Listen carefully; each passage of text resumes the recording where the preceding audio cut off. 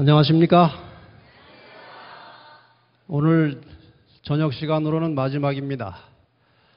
그동안 6일간, 오늘까지 6일간 매우 분주하시고 또 힘드신데 이렇게 착실하게 충실하게 참석하신 여러분들 하나님께서 풍성한 축복과 은혜를 내려주시기를 바랍니다. 이제 각 약 500여 곳에서 위성으로 이 중계를 들으시며 함께 참여하시는 여러분들 다시 한번 진심으로 환영합니다. 안녕하십니까? 대답을 하시는 것 같습니다. 그쪽에서. 그리고 인터넷 그리고 모바일로 동참하시는 여러분들 오늘도 하나님의 말씀을 통해서 큰 은혜와 하나님의 축복을 누리시기를 바랍니다. 인터넷에 많은 분들이 감동을 전해 오셨는데 여기 미디어 센터에서 몇 개를 선택해 주시고 절 보고 골라서 내라고 하는데 빠뜨릴 게 별로 없는 것 같습니다. 얼마나 감동적인지. 고혜진님께서 이렇게 전해 오셨습니다.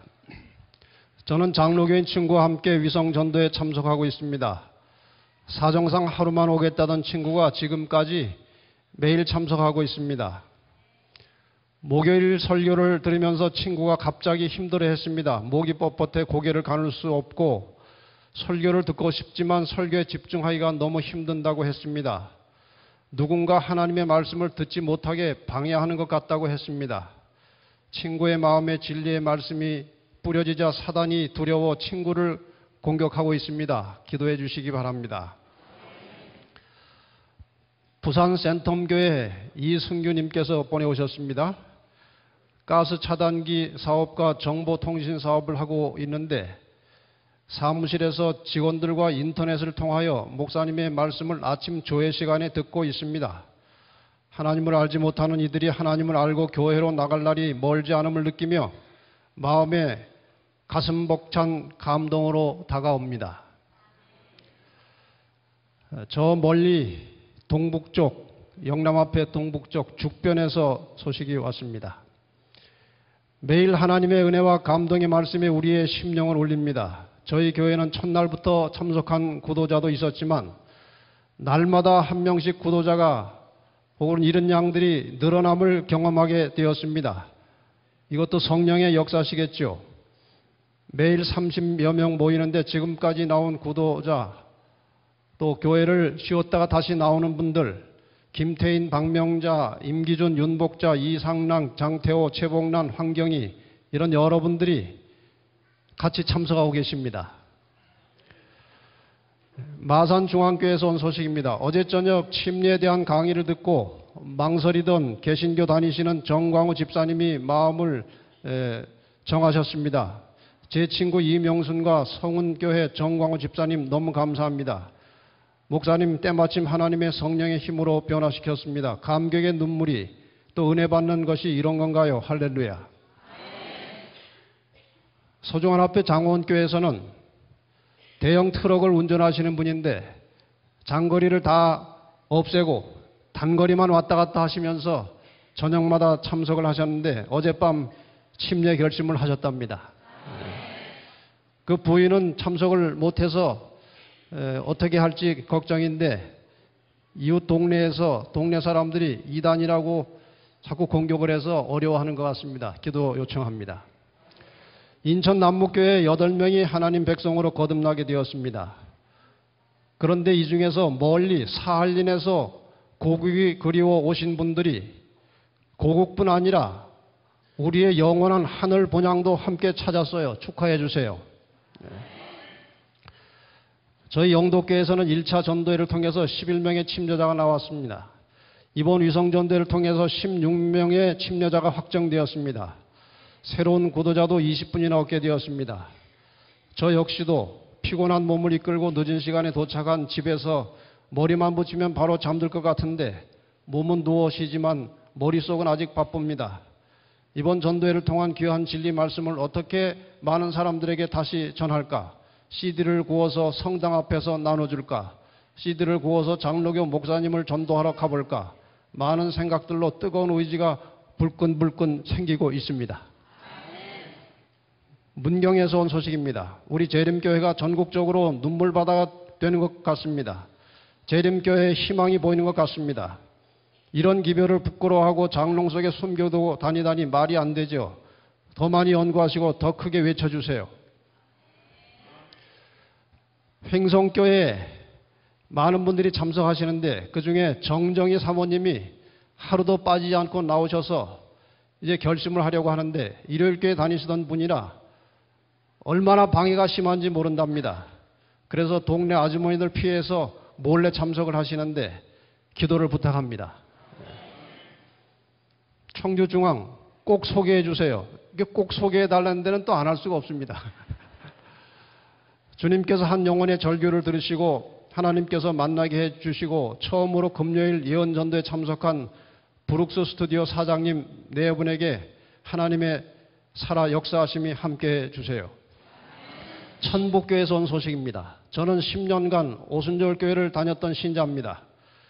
이번에 너무 분명한 진리의 말씀을 듣고 큰 충격과 감동을 받았습니다. 이렇게 분명한 진리의 말씀을 어떻게 그렇게 모르면서도 신앙을 할 수도 있었구나 생각하면 참 신기하기도 합니다. 저도 이 진리와 함께 새롭게 신앙하기로 결단하고 침례를 받기로 결심했습니다. 이렇게 분명한 진리의 말씀을 누구나 열린 가슴으로 제대로 듣기만 하면 확신하고 진리에 바르게 설 것 같습니다. 주천교회입니다. 70이 다 되신 남궁금 장로님이 책임자로 계시는 강원도 영월의 작은 교회입니다. 장로님은 기계치인데도 이 기계치는 기계를 하나도 잘 모른다는 것입니다. 그런데도 교회를 위해서 위성수신기와 액정을 구입하고 위성전도회를 처음으로 시작했습니다. 어떻게 연결해야 하는지 무엇을 켜야 하시는지 잘 모르셨지만 생명의 말씀을 전하기 위해 자신의 한계를 뛰어넘는 일을 하신 것입니다. 그 결과로 주천교회 대박이 났습니다. 감동의 도가니입니다.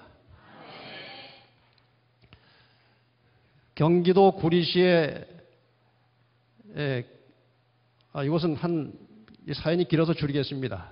이광민 씨가 보내온 사연입니다. 3육 유치원부터 3육 고등학교까지 3육을 나오고 그 다음에 교회를 다니지 않고 17년간 타락해 살았던 분입니다. 이번 전도회를 위성으로 어머님과 함께 보면서 다시 한번 예수님의 불러주심을 감동으로 느끼게 되었습니다. 설마 이 죄인을 아직까지 기억하고 계실까 하는 의구심은 항상 갖고 있었지만 아직도 잃어버린 어린 양을 찾아 헤매시는 예수님의 마음을 알게 되었습니다. 예수님께 정말 죄송하고 생각 없이 살았던 지난 17년간의 저의 더러운 죄를 주님 앞에 회개합니다. 잊지 않고 애타게 제 이름을 불러주신 예수님께 감사합니다. 그리고 사랑합니다. 앞으로 주님께 충성하며 살도록 도와주세요. 소중한 앞에 방배중앙교회에서 소식이 왔습니다. 지난 3월 전국적으로 시행된 씨 뿌리기 전도지 보급운동이 있은 뒤 한 개신교인 김익주 선생님께서 그 씨 뿌리기 전도지를 보고 전도지에 소개된 진리바다에서 말씀을 듣고 교회에 나오시게 되었습니다. 그 꾸준한 성경 공부와 이번 전도에 기중한 말씀으로 침례를 결심하게 되었습니다. 전도지 한 장의 위력과 말씀의 능력을 다시 한번 경험하게 되었습니다. 감사합니다. 이외에도 많은 사연들이 있는데 오늘 여기까지만 하겠습니다. 대단히 고맙습니다.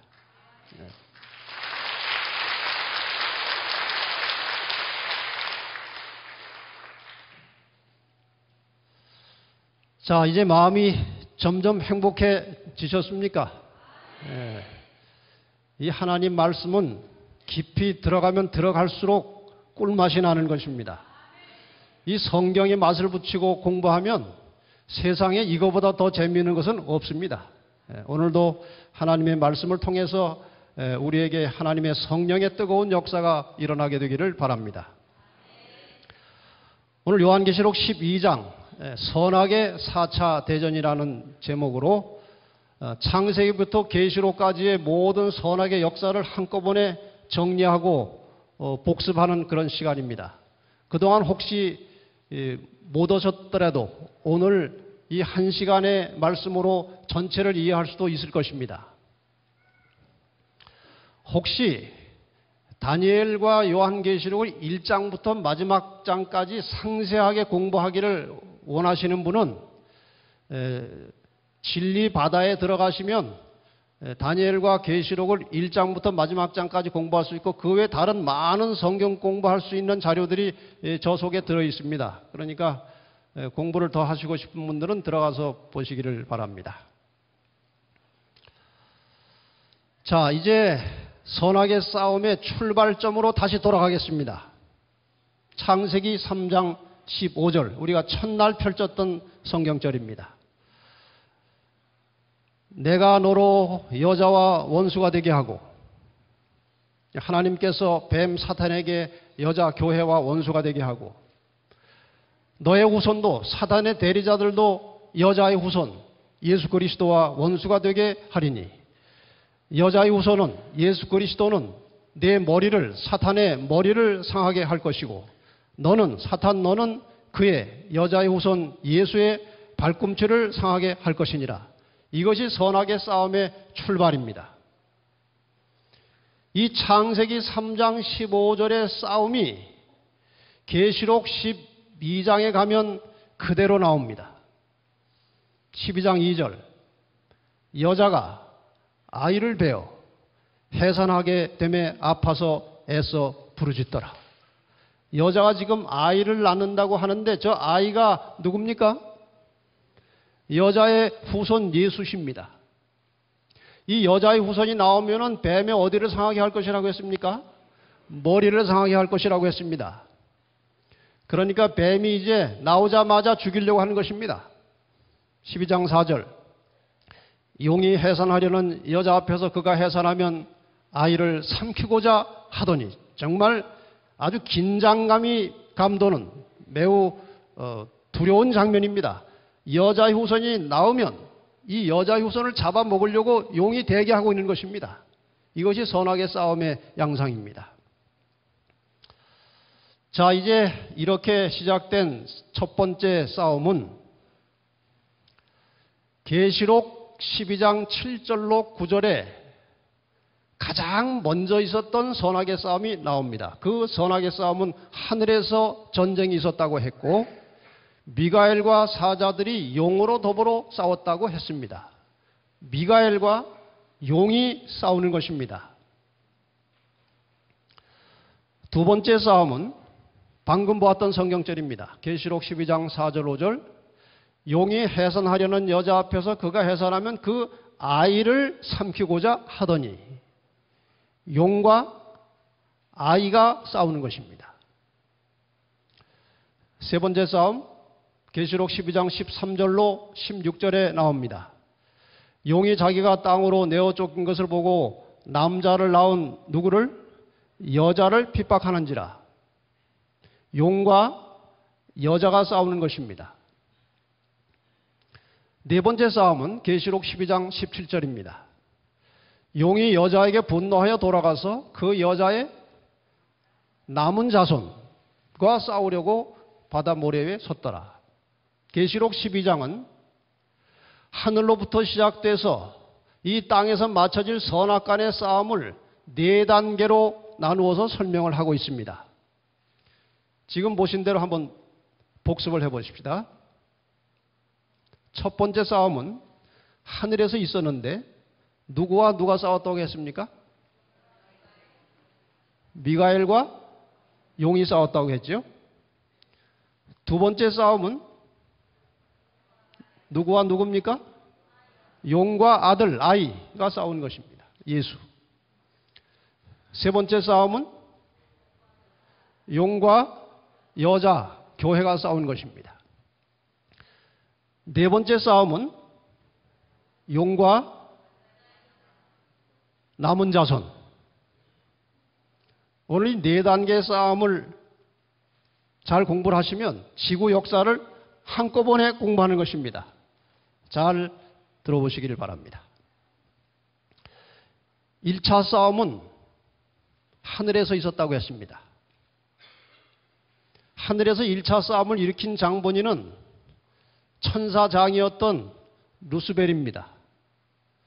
이 긴 이야기를 다 드릴 수는 없고 이사야 14장 13절과 14절에 두로 왕을 비유로 해서 이 루스벨이 어떻게 하다가 하늘에서 전쟁을 일으켰고 쫓겨났는지 그 이야기가 여기 나옵니다. 내가 내 마음에 이르기를 내가 하늘에 올라 하나님의 뭇별 위에 나의 보좌를 높이리라. 내가 북극 지폐의 산 위에 좌정하리라. 가장 높은 구름에 올라 지극히 높은 자 누구십니까? 하나님과 비기리라. 다시 말하면 하나님과 같아지고자 하는 마음을 가졌다는 것입니다. 이 마음을 주변의 천사들에게 퍼뜨렸고 이것이 점점 확대되다가 드디어 하늘에서 전쟁이 벌어진 것입니다. 결국 그 싸움 끝에 노란 글씨를 보겠습니다. 하늘에서 저희의 있을 곳을 얻지 못한지라 큰 용이 내어 쫓기니 옛뱀 곧 마귀라고도 하고 사단이라고도 하는 온 천하를 꿰는 자라. 혼자만 내어 쫓긴 것이 아니고 계시록 12장 4절에 보면 그 꼬리가 하늘 별 3분의 1을 끌어다가 땅에 던졌다고 되어 있습니다. 하늘의 수많은 천천만만의 천사 중에 상당히 많은 부분을 끌고 같이 쫓겨난 것입니다. 그래서 오늘날 이 지구상에서 귀신이 나타났다, 이상한 일이, 현상이 귀신 들렸다, 이런 모든 것들은 다 이 사탄이 하는 일입니다. 사탄의 부하들이 하는 일입니다. 그것을 알고 계셔야 나중에 속지 않습니다. 그래서 선악의 싸움의 4단계를 이제 하나씩 정리해 보십시다. 첫 번째 싸움은 미가엘과 용 사이의 싸움이 있었고, 이 싸움이 있은 뒤에 창조가 있었습니다. 지구 창조. 지구 창조된 지 얼마 안 돼서 인간이 범죄하고 타락하게 되었습니다. 인간이 타락하자마자 하나님께서 창세기 3장 15절을 약속하시면서 여자의 후손 예수 그리스도가 죽을 인간들을 구원해 내시겠다고 하나님이 약속을 하신 것입니다. 그래서 두 번째 싸움은 여자의 후손 예수 그리스도와 사탄 사이의 싸움이 벌어지는 것입니다. 예수 그리스도 여자의 후손이 탄생하자마자 사탄이 예수를 죽이려고 했습니다. 헤롯을 통해서. 그러나 하나님께서 천사를 통해서 애굽으로 피신시켰습니다. 예수님께서 사단에게 시험을 받으셨습니다. 끊임없이 사단은 예수를 넘어뜨리기 위해서 항상 따라다니면서 예수를 유혹하고 시험했습니다. 예수님께서는 그러한 중에 끊임없이 말씀을 가르치시고 천국 복음을 전파하시고 병 고치는 일을 하시다가 무지하신 중에 십자가에 달려 돌아가심으로 인간의 구속 사업을 완성하신 것입니다. 그래서 두 번째 싸움은 예수 그리스도와 사단 사이의 싸움인데 이것은 예수 그리스도의 십자가의 승리로 끝났습니다. 이제 보시면 아시겠지만 선악의 싸움은 항상 이렇게 진행됩니다. 선은 언제나 질 뻔하다가 이깁니다. 악은 언제나 이길 뻔하다가 지는 것입니다. 그래서 성경에 계속해서 성도들에게 인내하라고 말씀을 하셨는데 왜 그런가 하면은 선이 질 뻔할 때에 절대로 포기하지 말고 조금만 더 견디면 이긴다는 것입니다. 네, 그러니까 끝까지 잘 견디라고 하나님께서 우리에게 권면하고 계십니다. 이제 세 번째 싸움입니다. 세 번째 싸움은 용과 여자, 교회가 싸우는 것입니다. 왜냐하면 예수님께서 33년 반 사시고 하늘로 가시면서 이 땅에 교회를 세워놓으셨습니다. 하나님의 말씀을 전하는 교회가 세워진 것입니다. 그래서 사탄이 예수님은 이제 하늘로 가버리셨고 이 땅에 남겨진 교회를 공격하는 것입니다. 3차 싸움을 한번 읽어보겠습니다. 용이 자기가 땅으로 내어 쫓긴 것을 보고 남자를 낳은 여자를 핍박하는지라. 이제 교회가 핍박을 받는 것입니다. 그 여자가 큰 독수리의 두 날개를 받아 광야 자기 곳으로 날아가 거기서 그 뱀의 낯을 피하여 한 때와 두 때와 반 때를 양육받으며. 공부하신 것이죠? 실제 기간으로 몇 년이었습니까? 1260년 기간, 오랜 기간 동안 중세 종교 암흑시대에 로마 교회로부터 하나님의 백성들이 핍박을 받았습니다. 여자의 뒤에서 뱀이 그 입으로 물을 강같이 토하여 여자를 물에 떠내려 가게 하려 하되. 이거 중요한 말입니다. 물을 강같이 토해서 여자를 떠내려 보낸다는 것은 무슨 말입니까? 핍박을 쏟아 부어가지고 교회를 이 지상에서 쓸어버리겠다는 것입니다. 그래서 하마터면 쓸어버림을 당할 뻔했는데 누가 여자를 도왔다고 그랬어요? 땅이 여자를 도와 그 입을 벌려 용의 입에서 토한 강물을 삼켰다 그랬어요. 이것이 이제 어떤 내용인지 3차 싸움을 조금 자세하게 공부해 보십시다. 이제 예수님께서 하늘로 올라가신 뒤로부터 그 당시 로마 제국이 기독교를 박해하기 시작했습니다. 네로로부터 시작해서 10대에 걸친 황제가 이 땅에 방금 태어난 교회를 사정없이 핍박해서 교회를 다 쓸어버리려고 했습니다. 이 당시에 원정극장에 수많은 그리스도인들이 잡혀가서 무참하게 죽음을 당했습니다. 굶주린 맹수들의 밥이 되기도 하고 십자가에 매달려 불에 태워 죽이기도 하고 잔인한 방법으로 기독교인들을 잡아다 죽였지만 이상하게 교인들의 수가 줄는 것이 아니라 점점 더 늘어난 것입니다. 핍박을 하면 할수록 교회는 점점 더 강해진 것입니다. 사단이 감당을 할 수가 없었습니다. 그래서 313년에 콘스탄틴을 시켜서 기독교의 자유를 주라. 아마 그런 암시를 받은 것 같아요. 그래서 콘스탄틴이 기독교의 자유를 주고 마음대로 믿으라고 하면서 그때부터 교회는 점점 타락하기 시작했습니다. 이런 이야기가 오래전부터 전해 내려옵니다. 영국의 한 어부가 청어를 잡아다가 이제 시장에 파는데, 청어. 다른 사람들은 다 죽은 청어를 가져오는데 이 사람은 산 걸 가져와서 비싸게 받는다는 것입니다. 상식적으로 그 바닷가에서 그 청어를 잡아오면 오다가 죽게 돼 있어요, 거리상. 근데 이 사람은 산 거를 가져오는 거예요, 계속해서. 돈을 많이 번 다음에 비결을 얘기했습니다. 바닷가에서 고기를 잡으면 고기통 속에다가 큰 메기를 한 마리씩 집어넣는다는 것입니다. 그랬더니 동료들이, 아니 이 사람아, 그러면은 메기가 청어를 다 잡아먹잖아. 먹긴 먹지. 한 서너 마리 먹고 나면 배가 불러가지고 더 이상 못 먹어요. 그러나 그 통 속에 메기가 있기 때문에 이 청어들이 끊임없이 이리 튀고 저리 튀고 움직인다는 것입니다. 계속해서 도망다니고 움직이고 펄떡펄떡 뛰고 하는데, 그러다 보면 런던까지 들어와도 고기가 안 죽는다는 것입니다. 다시 말하면 고기통 속에 편안하게 실려온 고기들은 오다가 다 죽고 그 메기의 환난과 핍박 속에 온 고기들은 안 죽는다는 것입니다. 여러분, 이 신앙하는데 핍박은 종종 필요한 것입니다. 여러분, 어려움이 올 때 성경이 말씀하시기를 환난이 올 때 기뻐하고 즐거워하라고 그랬어요. 왜냐하면 그것과 싸워 이기면서 우리의 신앙이 더 순결해지고 견고해지고 자라나기 때문에 그런 것입니다. 이제 교회가 타락을 하기 시작했습니다. 자유롭게 되니까 핍박이 없으니까 타락한 것입니다.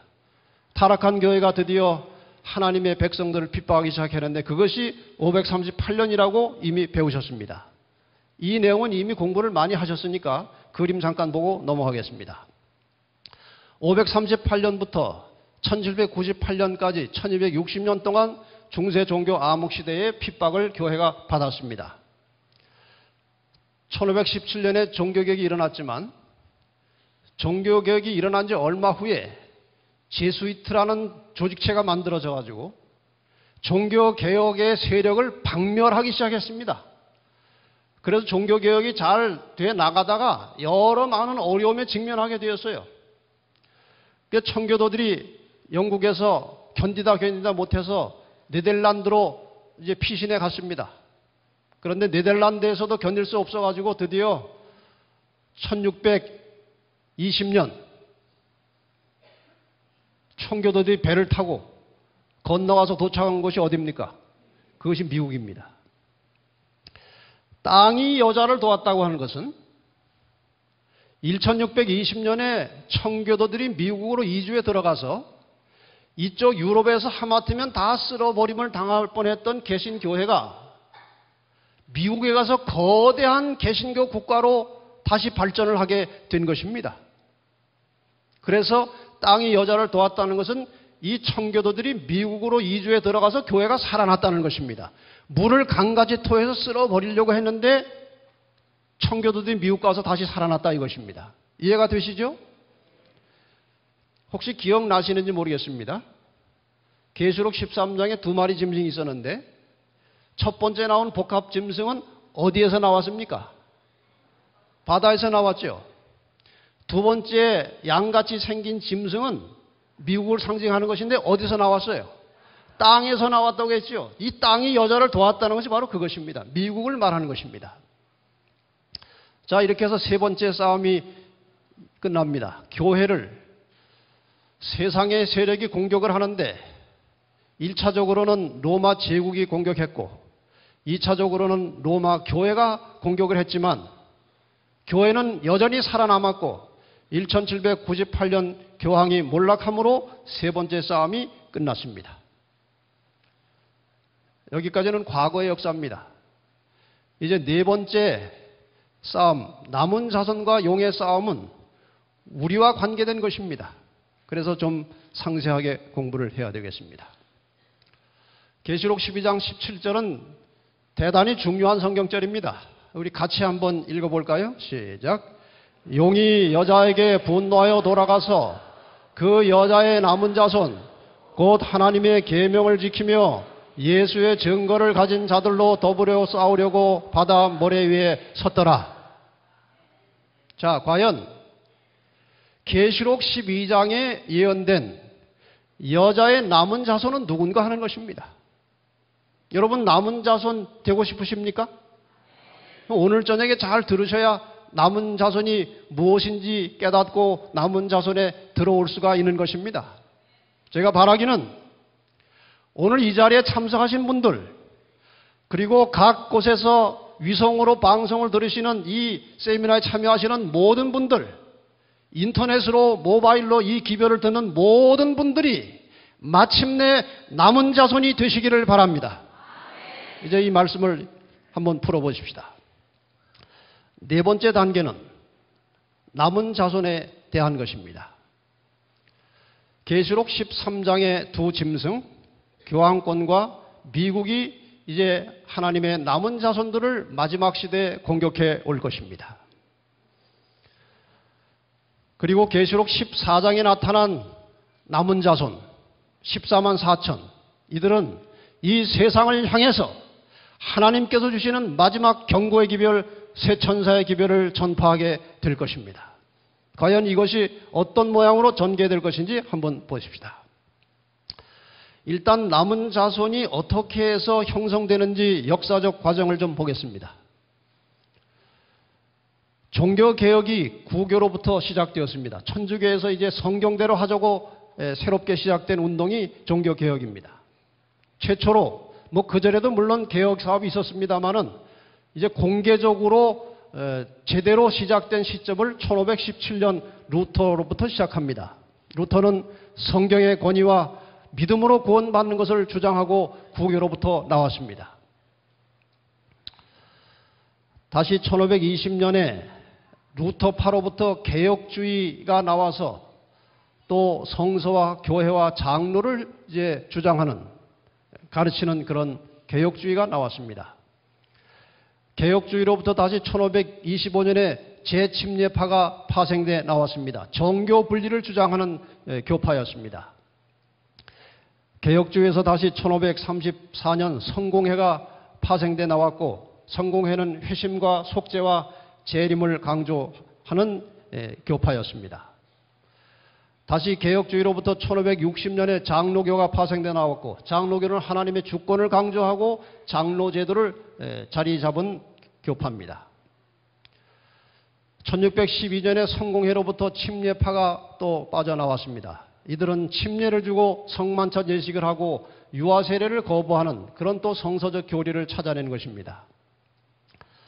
다시 1787년에 성공회로부터 감리교가 다시 파생되었고, 감리교는 사랑과 성령과 성환을 강조하는 그런 또 다른 개신교 교파였습니다.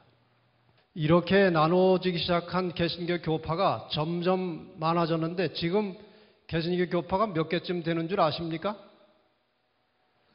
제가 어느 책에서 확인한 바로는 1187개로 되어 있습니다. 그런데 이것을 세부적으로 더 나누면 2만 개까지 된다는 그런 기록도 있습니다. 이렇게 교파가 많이 수없이 나누어진 것이 잘한 것인가요? 잘못한 것인가요? 잘했습니까? 잘못했습니까? 잘하기도 하고 잘못하기도 했습니다. 성경의 진리를 하나씩 찾아 나간 것은 잘한 것인데, 성경이 하나이기 때문에 새로운 진리를 발견할 때마다 하나의 교회 안에서 점점 진리가 확산되어 가야 하는 것입니다. 그런데 이렇게 많은 파로 나누어져 버렸습니다. 하나님께서는 이 각기 다른 교파들이 가지고 있는 모든 성서적 교리나 진리가 하나로 모아지기를 원하십니다. 그런데 역사를 살펴보면 이 나누어진 여러 파들이 가지고 있는 그런 교리와 그러한 진리들이 하나로 모아진 역사를 우리는 다시 찾아볼 수 있는 것입니다. 이제 그 배경을 좀 한번 살펴보십시다. 19세기 초는 1800년대를 말하는 것입니다. 북미 지역에서 재림 운동이 크게 벌어졌습니다. 이 역사가 대단히 복잡하고 길지만 간략하게 설명을 드리겠습니다. 16세기부터 18세기까지는 개신교에 대한 가톨릭 구교의 박해가 매우 격렬하게 일어났습니다. 그러던 중에 1816년부터 18년까지 윌리엄 밀러라고 하는 침례교회 교인이 성경 예언을 깊이 연구했습니다. 2년 이상. 그러다가 그 사람이 다니엘서 8장과 9장을 공부하면서 자기 나름대로 새로운 사실을 깨닫게 되었어요. 다니엘 8장 14절에 2300주야까지니 그때의 성소가 정결하게 되리라. 여기 2300주야까지니 그때의 2300주야 끝에 성소가 정결하게 된다는 말을 예수님이 재림하시는다는 것으로 해석을 한 것입니다. 이번에 2300주야 공부를 못했습니다만은 여러분이 이제 계속 참석하신 분들에게 나눠줄 교재에 보면 이 공부가 다 있습니다. 개인적으로 공부할 수 있을 만큼 충분히 설명이 되어 있습니다. 각자 공부하시고요. 이 2300주야는 실제 연대로 하루를 1년으로 하라고 했으니 2300년입니다. 그런데 2300주야의 기산점, 시작점이 예루살렘을 중건하라는 영이 날 때부터 그렇게 되어 있어요. 그것을 역사적으로 찾아보면 주전 457년입니다. 거기에 해당되는 해가 457년 주전으로부터 2300년을 지나면은 1844년이 나옵니다. 나중에는 정확하게 날짜까지 계산했는데 10월 22일이었습니다. 그래서 이 운동이 이제 발전돼 나가는 것입니다. 1844년에 예수님이 오신다는 메시지가 전해지기 시작한 것입니다. 그래서 1831년부터 이 윌리엄 밀러의 가르침을 통해서 북미 지역에 재림운동이 널리 퍼져가기 시작했습니다. 그런데 이것이 초기에는 환영을 받았지만 시간이 지날수록 배척을 받게 되었습니다. 반대하는 사람들이 여기저기서 일어났습니다. 그리고 그 당시 기독교 사회는 매우 타락해 있었고 예수님의 재림에 대해서 거의 관심이 없었던 시대입니다. 그런데 밀러가 나타나서 이런 운동을 하니까 많은 기성교회들이 싫어하는 것입니다. 그러나 그 중에서 진실한 신앙심을 가진 사람들이 점점 밀러의 기별에 동조하고 나타나기 시작했습니다. 각 시대의 대징초라고 하는 책 337페이지에 보면 그 당시 상황을 이렇게 설명하고 있습니다. 온갖 반대가 있음에도 불구하고 재림운동에 대한 관심은 계속하여 증가되었다. 수십 명으로부터 수백으로 그리고 수천 명으로 회중들은 증가되었다. 여러 교회로부터 찬동자들의 수가 크게 증가되었으나 얼마 후에는 그 개심자들에 대한 반대의 정신이 나타났으며 마침내는 밀러의 견해를 받아들이는 자를 징계 처분하는 일이 각 교회에서 시작되었다. 다시 말하면 각 교회마다 재림운동에 가담하는 사람은 제명시켜서 출교를 시킨 것입니다. 이런 일들이 벌어진 것입니다. 자, 이것이 어떤 결과를 가져왔는지 잘 보시기 바랍니다. 지금 여러 교파들이 있어요. 각 교파로부터 재림 운동을 하는 사람들은 출교됐습니다. 저렇게 교회에서 쫓겨났어요. 이 교회에서도 좀 쫓겨나고 저 교회에서도 출교되고 또 여기저기서 여러 각기 다른 교파로부터 신실하게 재림을 기다리고 성경대로 살고 싶어하는 사람들이 모아져서 거대한 재림 운동이 이제 퍼져나가는 것입니다. 날짜가 정해져 있었습니다. 언제 오신다고요? 1844년 10월 22일에 올 것으로 확신했습니다.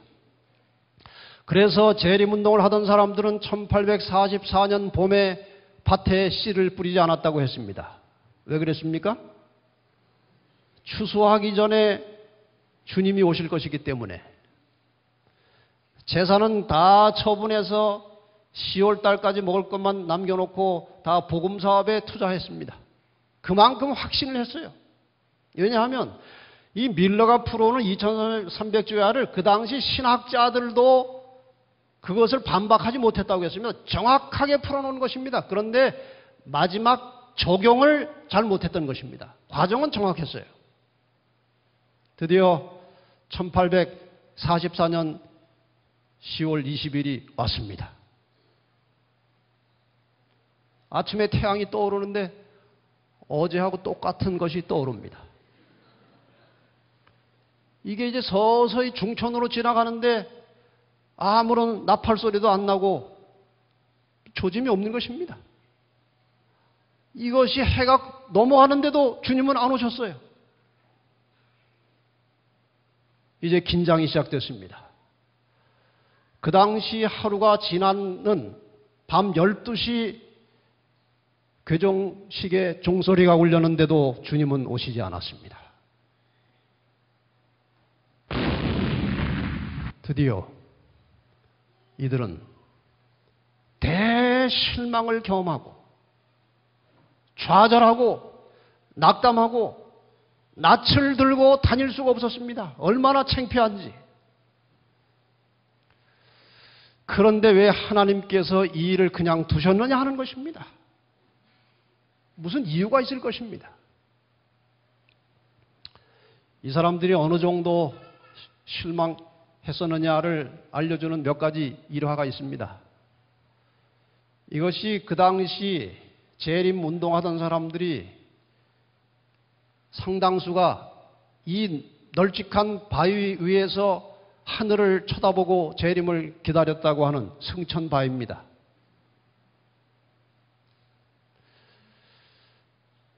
한 재림교사 책에 보면 그 당시 상황을 이렇게 표현합니다. 우리는 밤 12시가 될 때까지 주님을 기다렸다. 그러나 그날은 그대로 지나갔고 우리의 실망만이 확실해졌다. 이전에 한 번도 경험치 못했던 서러움이 전신에 몰려왔다. 이 지상의 친구들을 모두 잃는다 해도 이렇게 서러울 수는 없었을 것이다. 우리는 동이 틀 때까지 울고 또 울었다. 이런 일이 벌어진 것입니다. 그런데 이러한 실망을 경험하면서 무슨 일이 벌어졌느냐? 재림을 기다리던 사람들이 각각 어떤 사람이었는지 둘로 나누어졌습니다. 첫째, 각시대 대쟁투 403페이지 4페이지 보면은 하나님의 말씀에 신앙의 기초를 두지 않고 사람의 의견에 신앙의 기초를 두었던 사람들은 이때 즉시 그들의 견해를 바꾸었다. 재림을 기다리면서도 자기가 깊은 말씀의 이해와 깨달음이 없이 그냥 남이 하는 대로 따라가다가 재림을 기다린 사람들은 재림하지 않으니까 즉시 생각을 바꿨다는 것입니다.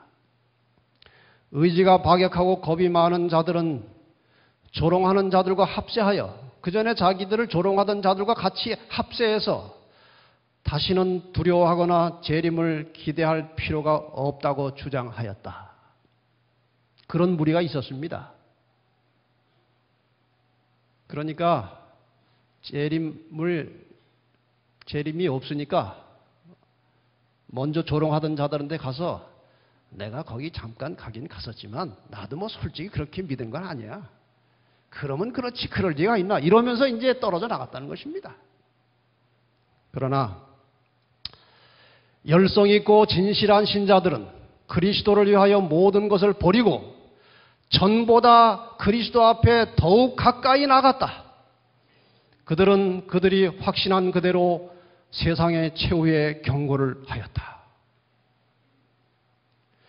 재림이라고 하는 사건을 기다리던 사람들은 그 사건이 일어나지 않았기 때문에 되돌아갔습니다.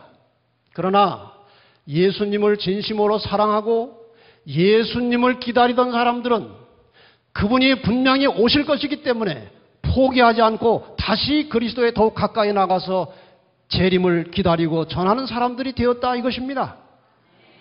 여러분, 재림이라는 사건을 기다리지 마시고 사랑하는 예수님을 기다리시기를 바랍니다. 그리고 사람의 말을 따라서 이리 갔다 저리 갔다 하지 말고 여러분이 성경을 가지고 확인하면서 여러분의 신앙을 견고하게 하시기를 바랍니다. 결국 하나님께서 여기에 참 백성을 가려내시기 위해서 이 시련을 허락하신 것입니다. 이 대실망 이후에 대부분 떨어져 나가고 소수가 다시 남았는데 이 신실한 소수는 여러 각기 다른 교파에서 나온 사람들입니다. 이게 중요한 거예요. 이게 중요한 것입니다. 지금 여기 모여있는 저 사람들은 각기 다른 여러 교파에서 나온 사람들이라 이것입니다. 이해가 되셨습니까? 이 사람들이 이제 하나님의 말씀을 연구하기 시작하는 것입니다. 그 당시 대표적인 사람으로 조수아 하임스라는 감리교회 목사가 있었고 사무엘 스노우라고 하는 회중교회 평신도가 있었고 조셉 베이츠라고 하는 크리스찬 교회 교인인데 직업이 선장인 사람이 있었고 찰스 피치라고 하는 장로교회 목사가 있었고 하이람 에드슨이라는 감리교회 목사, 제임스 화이시라고 하는 크리스찬 커넥션 교회 목사, 토마스 프레블 침례교회 목사, 엘렌 화이트 감리교회 평신도, 레첼 프레스톤 제7일 침례교 평신도, 조시아 리치 감리교 목사, 이외에도 성공회, 루터교, 청교도 등 여러 교단의 목회자와 평신도들이 진실된 마음으로 한자리에 모여서 성경을 깊이 연구하고 토의하기 시작했습니다. 우리 미국에 있는 우리 교회 본부 대총에 가면 저 그림이 걸려 있어요. 이것이 그 당시 그 재림의 실망을 딛고 일어나서 성경을 연구하면서 서로 자기들의 교리를 다른 사람들에게 함께 나누는 그때 장면을 그려놓은 것입니다. 저런 모양으로 이제 성경을 서로 토로하고 나누면서 감리교의 교리 중에 성경적인 것을 다 내놓고 함께 토의하다가 그것이 성경적으로 확인이 되면 모두가 다 받았습니다. 침례교의 교리를 내놓고 다 연구하다가 그것이 혹시 성경적으로 맞지 않는 것은 제쳐놓고 성경적으로 맞는 것이 있으면 다 받았습니다. 이렇게 해서 여러 각기 다른 교파들이 가지고 있던 성경의 진리가 하나로 모아지게 된 것입니다. 잘 됐습니까? 루터파도 있었고 감리교도 있었고 성공회도 있었고 제7일 침례교도 있었고 장로교, 개혁주의, 침례파, 재침례파 외에 여러 교파가 함께 모여서 재림운동을 하다가 아까 보신 대로 1844년에 대실망을 하게 되었고 실망을 딛고 일어선 신실한 하나님의 자녀들이 함께 모여 앉아서 성경을 연구하고 성경의 진리만 다 모아가지고 하나의 교회를 만들게 되었는데 그 교회가 바로 제7일 안식일 예수 재림교회가 된 것입니다. 그래서 1860년에 제7일 안식일 예수 재림교회가 이 땅에 이름을 가지고 드디어 출발을 하게 되었다는 것입니다. 그러니 제7일 안식일 예수 재림교회는 각각의 다른 교파들이 가지고 있는 성경적 진리를 하나로 다 모아놓은 교회입니다. 교부들의 신앙이라고 하는 천주교에서 나온 책입니다. 기본서라고 하는 추기경이 쓴 책인데 제가 저 책을 보다가 안식일 교회를 비판해 놓은 글을 보게 되었습니다. 자세히 보니까 비판을 하긴 했지만 정당하게 했어요. 제7일 재림교인 안식교회 교리를 보면 여러 교회 교리를 한두 가지씩 따다가 잡채를 만들어 놓았다는 느낌을 준다. 가만히 생각해 보니까 그렇다. 우리가 잡채다 이겁니다. 교리를 여기저기서 다 모은 것입니다. 즉 가톨릭 교회에서는 구원을 위한 각 개인의 협력의 필요를 이게 조직을 말하는 것입니다. 전 세계적으로 하나의 조직을 가지고 움직이는 교단은 가톨릭과 제7일 안식일 예수 재림교회밖에 없습니다. 그래서 이것이 마지막에 세계적으로 전변전이 일어날 것이 확실한 것입니다. 유다교에서는 토요일 안식일과 수입의 10분의 1 헌금과 돼지고기 금식 등을, 개신교로부터는 성서 유일 규범주의를, 베프티스트파로부터는 유아세례 부정과 침례 등을, 현대 위생학에서는 담배, 커피, 차, 술의 배척 등을 따왔다. 잘했습니까? 잘 못했습니까? 각기 교파가 가지고 있는 것 중에 성서적인 것은 다 가져왔고 선교에 필요한 것들은 다 배워왔고 또 하나님의 성전 몸을 관리하는 일에 있어서 건강법칙, 위생법칙 다 배워왔고 잘한 것입니다. 이렇게 해서 제7일 안식일 예수 재림교회가 생겨났기 때문에 제7일 안식일 예수 재림교회는 성경의 모든 교리를 아주 정확하게 소유하고 있는 것입니다. 가장 기본적인 교리는 믿음으로 구원받는다는 것입니다. 성서 진리가 있습니다. 성서 예언이 있습니다.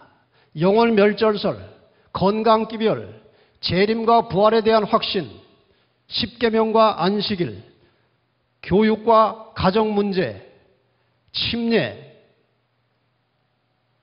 하나님의 백성들이 믿음을 가지고 살아가는 데 필요한 모든 분야의 진리와 교리를 다 가지고 있는 것입니다. 그래서 이 교회는 정말 단단한 집처럼 지어진 것입니다. 이 교회를 구성하고 있는 사람들이나 지도자들은 결함이 있고 흠이 있고 잘못이 있을 수 있습니다. 그러나 이 교회가 그동안 간직하고 보존해온 이 진리는 절대로 결함이 없는 것입니다. 이건 하나님의 말씀에서 나온 것입니다. 그러니까 혹시 재림교회가 정말 좋은 교회인 줄 알고 왔다가 옆 사람, 이 사람, 저 사람 보고 실망이 되면 그런 일 가지고 다시 돌아가지 말고 진리를 보시고 끝까지 견디시기 바랍니다. 네. 어디 가도 사람 사는데 다 마찬가지예요. 기왕 마찬가지인 거 진리를 가지시기를 바랍니다. 네. 이 교회는 정말 견고한 진리를 가지고 있는 것입니다. 꽤 오래전에 침례교회 목사님 한 분이 이제 어떻게 저희하고 접촉이 돼가지고 안식일교회 신학을 하고 그 다음에 우리 교회에서 이제 일을 하게 되었습니다. 그분이 공부하는 동안에 저에게 와가지고 그런 말을 해요. 목사님, 제가 침례교회에서 목회하는 동안에 이게 목회를 하면서 이 성경을 가르치다 보니까 이 성경과 맞지 않은 것이 상당히 많았습니다. 교회 안에. 그래서 이 성경대로 좀 제대로 된 교파를 다시 하나 만들어 볼까? 그런 생각을 자기가 했었다는 거예요. 근데 안식일교회 와보니까 그럴 필요가 없게 됐습니다. 여기 와보니 뭐 다 있네요. 성경에 있는 교리가. 왜 그렇습니까? 이 교회 출발이 여러 교파의 성서적 교리를 하나로 모아두었기 때문에 그런 것입니다. 이렇게 해서 역사의 마지막에 하나님의 진리의 말씀을 따라 사는 남은 자손이 태어난 것입니다. 다시 이 말씀을 보겠습니다. 용이 여자에게 분노하여 돌아가서 그 여자의 남은 자손, 곧 하나님의 계명을 지키며 예수의 증거를 가진 자들로 더불어 싸우려고 바다 모래 위에 섰더라. 여자의 남은 자손은 뭘 하는 사람들이라고요? 계명을 지키는 사람들이라고 했습니다. 제가 그동안 계명을 강조를 많이 했습니까? 안 했습니까? 얼마나 많이 강조했습니까? 그래서 계명 강조는 이제 그만하겠습니다. 또 하나의 특징이 무엇입니까? 예수의 증거를 가졌다고 했습니다. 이 예수의 증거를 또 자세하게 풀려면 시간이 많이 들기 때문에 제가 간략하게 그냥 풀겠습니다. 계시록 19장 10절에 보면은 예수의 증거는 뭐라고 했습니까? 대언의 영이라고 그랬습니다. 저 말도 쉬운 말이 아닙니다. 대언의 영이라고 하는 말을 영어로 쓰면 Spirit of Prophecy 이렇게 되어 있습니다. 저 Spirit of Prophecy에서 중요한 단어는 Prophecy입니다. 예언입니다. 예언. 다시 말하면 남은 교회의 중요한 특징은 하나님의 계명과 함께 예언을 중시하는 것입니다. 예언의 말씀을 중시하는 것입니다. 남은 자손의 특징이 있고 사명이 있어요. 남은 자손의 특징은 하나님의 계명을 존중하여 준수하는 것입니다. 사명은 예언의 진리를 전파하는 것입니다. 이렇게 광범위하게 다니엘과 계시록의 말씀을 그대로 펼쳐서 전하는 교회가 지상에 어디 있습니까? 제7일 안식일 예수재림교회 외에는 없는 것입니다. 이 특징인 하나님의 계명을 존중하고 준수하는 이 계명의 중심에 들어가면 안식일이 나옵니다. 이미 배우신 대로. 그 다음에 예언의 말씀을 깊이 공부해 들어가면 언제나 결론은 예수님의 재림에 맞춰져 있습니다. 지금까지 공부하지 않으셨습니까? 그래서 남은 자손의 특징은 하나님의 계명 속에 있는 안식일을 존중하고 재림을 기다리고 준비하고 전파하며 사는 사람들이 남은 자손이라 그 말입니다. 그래서 이 교회 이름을 제7일 안식일 예수 재림 교회라고 지은 것입니다. 다 들어있습니까? 안식일도 들어있고 재림도 들어있습니다. 이 이름은 이 마지막 시대를 향한 하나의 메시지입니다. 여러분이 제7일 안식일 예수 재림 교회를 선택하는 것은 이 교회가 가지고 있는 진리를 선택하는 것이지 교회를 선택하는 것이 아닙니다. 그렇습니까? 이 교회가 구원을 주는 게 아니에요. 이 교회가 보존하고 간직해온 진리가 우리를 구원하는 것입니다. 여러분, 이 제7일 안식일 예수 재림 교회라고 하는 이름이 마지막 시대 세상을 향해서 하나님께서 주시는 하나의 메시지라고 생각하시고 담대하게 이 기별을 외치시기 바랍니다. 어느 교회 다니십니까? 물으면 기독교 중에 하나인데 얘기해도 잘 모르실 겁니다. 자, 골목길로 들어가서 왼쪽으로 가면 거기 있는 조그만 교회인데 잘 모르실 겁니다. 그러시면 안 됩니다. 언제 어디서 누가 묻더라도 아무리 바빠도 12자를 다 대세요. 당당하게 나는 제7일 안식일 예수 재림교회 다닙니다. 아니, 왜 이름이 그렇게 길고 복잡합니까? 저는 이러이러한 이유에서 성경에 근거해서 안식일을 지킵니다. 그리고 성경의 신약 성경에 300번 이상이나 약속하신 예수님의 재림을 믿습니다. 그래서 이것이 우리 교회 이름이지만 우리 교회가 전하는 메시지입니다. 이렇게 하면 세천사 기별 전한 겁니다. 이걸 받으면 되는 것입니다. 그만큼 이건 중요한 것입니다. 앞으로 절대로 이름 물으면 얼버무리지 마시고 담대하게 당당하게 대답하시기 바랍니다. 네 번째 싸움은 이제 정리가 되었습니다. 남은 자손 그리고 계시록 13장의 교황권과 미국이 대립하게 될 것입니다. 한쪽의 깃발은 일요일이고 남은 자손의 깃발은 안식일입니다. 한쪽은 인간의 전통을 가지고 사는 것이고 남은 자손은 하나님의 계명으로 사는 사람들입니다. 이것이 대립되면서 마지막 선악의 싸움에 불이 붙으면 역사는 끝나는 것입니다. 이제 내일 역사가 끝나는 순간부터 이 땅이 회복될 때까지 공부는 내일 하겠습니다. 자, 이제 여러분께서 제7일 안식일 예수 재림교회에서 들으셨습니다. 이 교회가 봤던 어떤 교회인가 하는 것입니다. 사람들이 안식일교회를 잘 모릅니다. 재림교회를. 안식일교회에 대해서 어떻게 생각하십니까? 안식일교회를 전혀 모르는 사람들은 뭐라고 합니까? 이단교회 아닙니까? 사람 앞에 세워놓고 처음 듣는데요. 안식일교회를 조금 아는 사람들은 뭐라고 합니까? 그 교회가 성경대로 살려고 애쓰는 좋은 교회지요 뭐. 안식일교회를 잘 아는 사람들은 그 교회는 정말 성서적인 진리교회입니다. 이렇게 고백합니다. 많은 사람들이 몰라서 이 교회를 오해하고 있는 것이고 제대로 알면 반드시 이 교회에서 진리를 발견하게 되는 것입니다. 그런데 왜 이 한국 땅에서 특히 이렇게 좋은 교회를 이단이라고 하기 시작했느냐? 제가 역사를 거슬려서 다 뒤져봤습니다. 문서를 제가 하나 찾게 됐어요.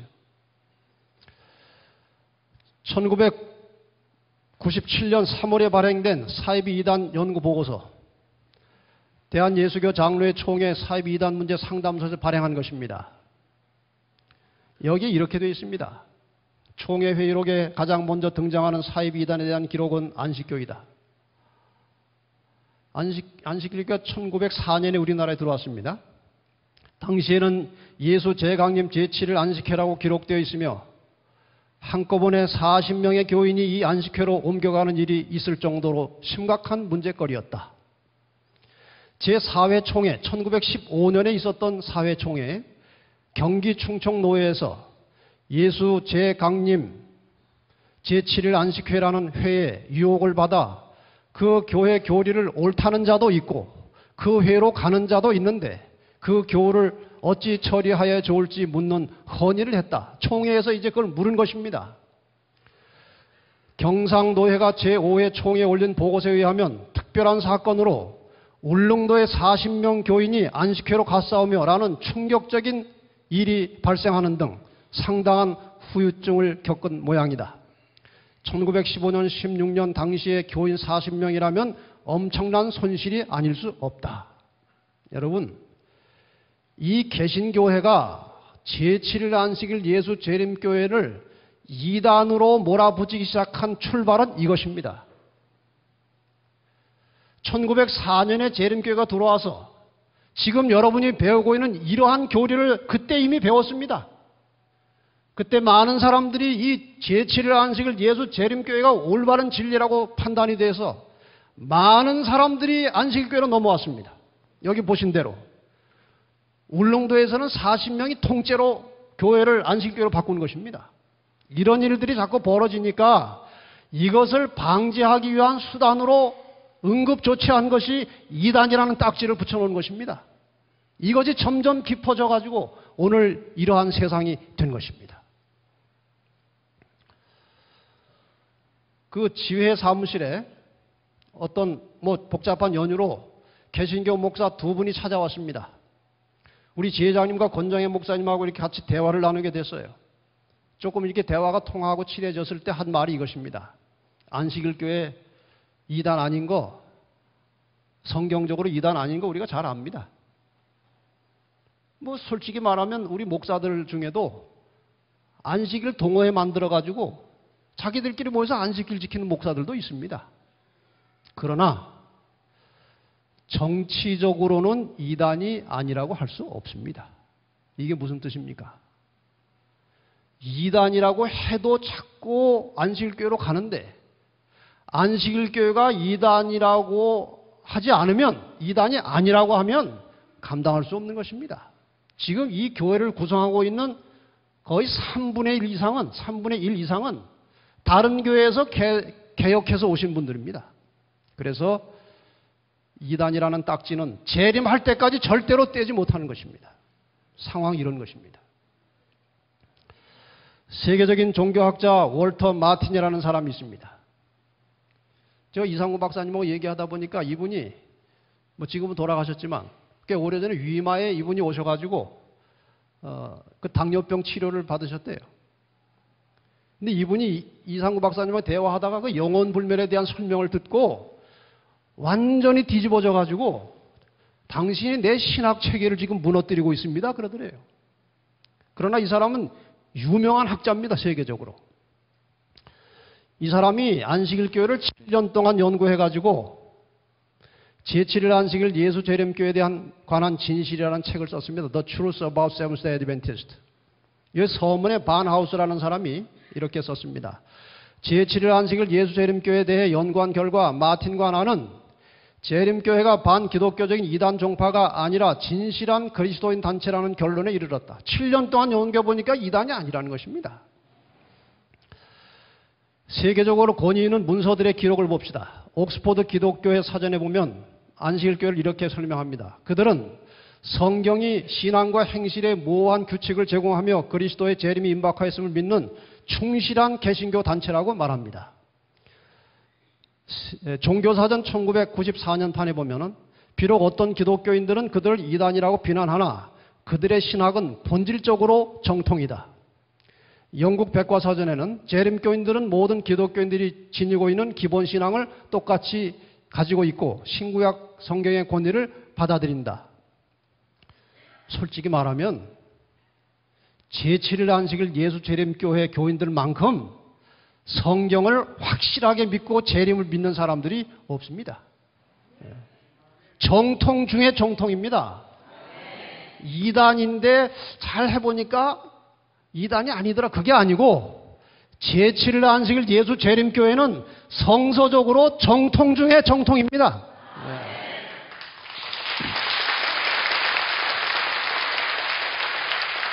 어떤 개신교 목사가 자기 신문에 이제 안식일교회에 대해서 좀 관심을 가지고 저하고 상당한 접촉이 좀 있었습니다. 우리 교회 교리를 보더니 이 정도 교리면은 신문에 내도 괜찮겠다는 것입니다. 그래서 신문에 여러 차례 교리를 내고 한 10번 내더니 마지막에 이렇게 냈습니다. 안식일교회가 이단이고 정통이다. 솔직히 말하면 그들이 우리를 정통이라고 해서 정통이 아니고 우리 스스로 정통입니다. 이단이라고 해도 정통이고 정통이라고 해도 정통입니다. 이것이 제7일 안식일 예수 재림교회입니다. 베리 블랙이라고 하는 사람은 미국 상원의원의 원목입니다.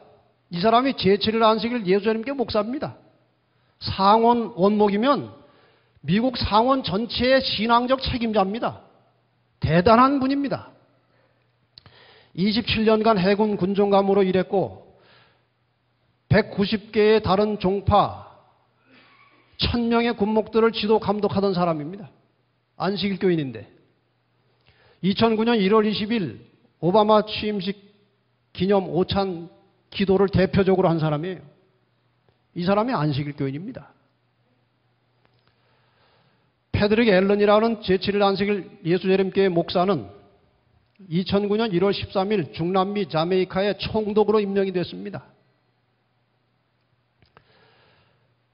2003년에 저희 교회 종교자유 특별 프로그램에 부시 대통령이 출연해가지고 여러분들은 미국에서 가장 큰 병원 시스템을 운영하고 있으며 여러분의 교회들은 무수한 미국인들에게 매주일 희망과 영감을 주고 있다는 것을 알고 있습니다. 그리고 아주 좋은 말을 많이 했습니다. 힐러리 클린턴도 같이 동참을 했습니다. 재림교인들의 신앙이 아름다운 것은 물론 알고 있지만 저를 특별히 감동시킨 것은 여러분들께서 설교와 가르침과 치료에 헌신적인 교인들이라는 점입니다. 여러분들의 가족들에 대한 헌신은 가족과 함께 안식일을 지키는 것에서 잘 나타나고 있습니다. 이 내셔널 지오그래픽의 이거 유명한 잡지입니다. 세계적으로. 이 한국말 번역판이 2005년 11월 번역판에 장수에 비교해가지고 세 군데 세계적으로 제일 장수하는 초원을 찾았는데 그 중에 하나가 로마린다의 안식일 교인을 찾은 것입니다. 저 밑에 수술하는 것은 91살 된 안식일 교인이 심장 수술하는 장면입니다. 놀랍지 않습니까? 이런 사람들이 재림교인입니다. 이 테드라고 하는 것은 이 세계적으로 유명한 강사들을 초청해다가 강의를 하고 강의를 인터넷 매체에 유튜브에 여기저기 이제 퍼뜨리는 그런 기구입니다. 여기 벤 뷰트너라고 하는 사람이 강의를 하는데 그 로마린다 얘기를 또 한 것입니다. 한번 들어보십시다. So we turned to the data again, and we found America's longest-lived population among the Seventh-day Adventists concentrated in and around Loma Linda, California. Adventists are conservative Methodists. They celebrate their Sabbath from sunset on Friday till sunset on Saturday, a 24-hour sanctuary and time, they call it. And they follow 5 little habits that conveys to them extraordinary longevity, comparatively speaking. In America here, life expectancy for the average woman is 80, but for an Adventist woman, their life expectancy is 89, and the difference is even more pronounced among men who are expected to live about 11 years longer than their American counterparts. Now, this is a study that followed about 70,000 people for 30 years, sterling study, and I think it supremely illustrates the premise of this Blue Zone project. This is a heterogeneous community. It's white, black, Hispanic, Asian. The only thing they have in common are a set of very small lifestyle habits that they follow ritualistically for most of their lives. They take their diet directly from the Bible, Genesis chapter 1, verse 26, where God talks about legumes and seeds, and on one more stanza about green plants, ostensibly missing his meat. They take this sanctuary and time very serious. For 24 hours every week, no matter how busy they are, how stressed out they are at work, where the kids need to be driven, they stop everything and they focus on their God, their social network, and then hardwired right in the religion are nature walks. And the power of this is not that it's done occasionally. The power is it's done every week for a lifetime. None of it's hard. None of it costs money. Adventists also tend to hang out with other Adventists. So if you go to an Adventist party, you don't see people swilling Jim Beam or rolling a joint. Instead, they're talking about their next nature walk, exchanging recipes, and yes, they pray, but they influence each other in profound and measurable ways. This is a culture that has yielded Ellsworth Wareham. 어떻게 안식일교회 좋은 교회입니까? 참 멋진 교회입니다. 아주 멋진 교회입니다. 여기 US 뉴스라고 하는 신문 2009년 2월 20일자에 보면은 당신을 100세까지 살도록 돕는 10가지 습관 이렇게 해서 10개의 습관을 소개했습니다. 이 중에 9번째가 뭔지 아십니까? Live like a Seventh Day Adventist. 제7일 안식일 예수 재림 교인처럼 살아라 이겁니다.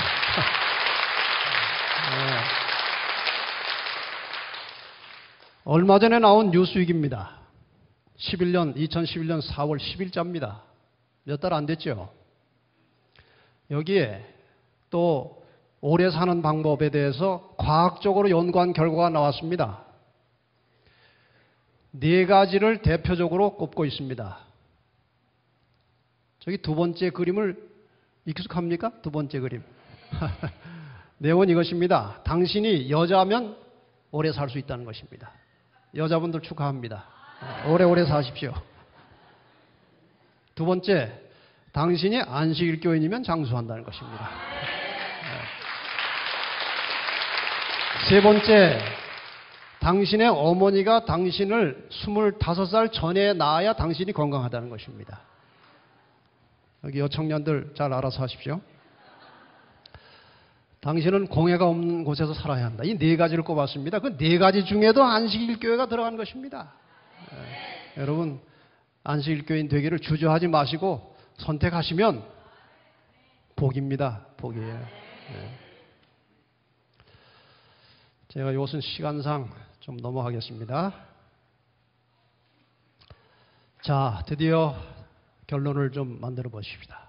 여자의 남은 자손은 하나님의 계명을 지키고 예수의 증거를 가진 사람들입니다. 로마서 9장 20절 28절에 보면은 이사야가 이스라엘에 관하여 외치되 이스라엘 무 자손의 수가 비록 바다의 모래 같을지라도 남은 자만 구원을 얻겠다. 이 남은 자는 어떤 사람들인가? 창세기부터 계시록까지 이 남은 자손들의 특징을 살펴보면 공통점이 있습니다. 첫째, 하나님 편에서 끊임없이 진리를 찾는 사람들입니다.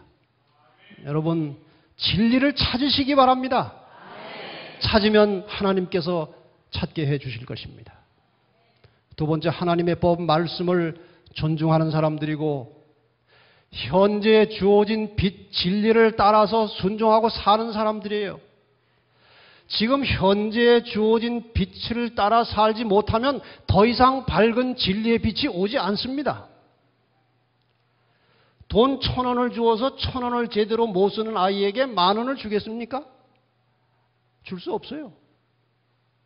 1,000원을 잘 쓸 줄 알아야 5,000원도 주는 것입니다. 마찬가지로 현재 나에게 주어진 말씀의 빛을 순종할 때 하나님께서 더 큰 빛을 주셔서 그 빛을 따라 살다가 보면 원만한 광명이신 그리스도를 만나게 되는 것입니다. 목숨이 위협을 받을 때에도 진리 편에 굳게 서는 사람들이었습니다. 끊임없이 하나님의 말씀을 다른 사람들에게 전파하는 사람들입니다. 그리고 사람을 사랑하고 존중하여 섬기는 사람들이었습니다. 하나님을 절대 신뢰하고 하나님을 의지하고 사는 사람들, 이 사람들이 바로 남은 자손들의 공통점입니다.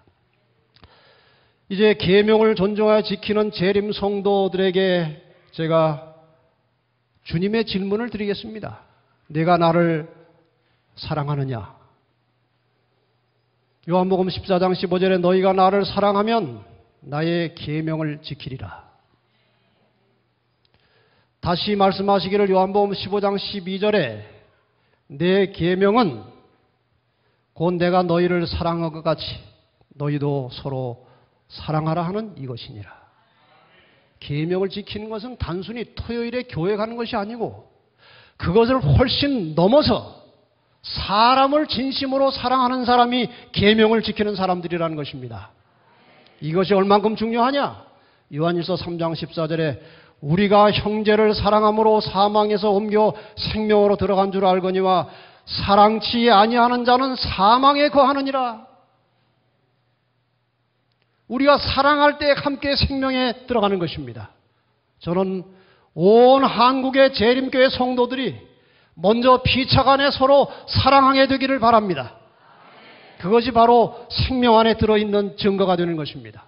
더 나아가서 우리 주변의 모든 사람들을 사랑할 줄 아는 그리스도인들이 되시기를 바랍니다. 세례나 침례를 이미 받으신 분들에게 질문을 드리겠습니다. 이런 질문을 하십니다. 세례 받은 사람도 침례를 꼭 받아야 합니까? 침례 다른 데서 받았는데 또 받아야 합니까? 세례는 물을 뿌리는 것입니다. 저것은 의미가 그냥 씻는 의미예요. 그러나 어제 공부하신 대로 침례는 예수님의 죽으심과 장사와 부활을 상징하는 것입니다. 그리스도 십자가 앞에서 죽고 물속에 들어가서 장사 지내고 올라와야 새 생명으로 태어나는 것을 상징하는 것입니다. 그러므로 세례는 성경적으로 맞지 않은 것입니다. 이 12세기까지 세례를 주지 않았습니다. 침례를 주었습니다. 저것은 변질된 것인데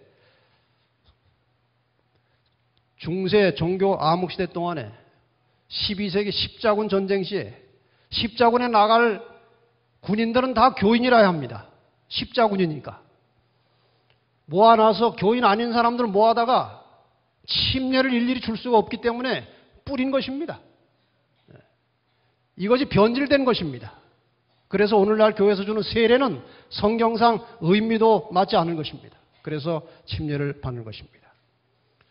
아무리 수가 많아도 성경적 방법대로 침례를 주어야 하는 것입니다. 사람이 많다고 뿌리거나 씻으면 안 되는 것입니다. 성경의 원칙과 진리는 절대로 변하는 것이 아닙니다. 성경의 원칙이 사람의 상황에 따라서 변하면 그건 다 무너지는 것입니다. 사람이 성경에 맞춰 살아야 하는 것입니다. 아무리 많아도 저렇게 침례를 주는 것이 정상입니다. 에베소 4장 5절에 침례는 하나라고 했습니다. 한 가지 방법밖에 없는 것입니다.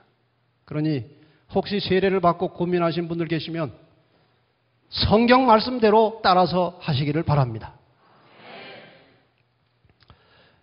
아직 침례를 결정하지 못한 분들에게 마지막 성경절을 드리겠습니다. 너희가 그 은혜를 인하여 믿음으로 말미암아 구원을 얻었나니 이것이 너희에게서 난 것이 아니요 하나님의 선물이라.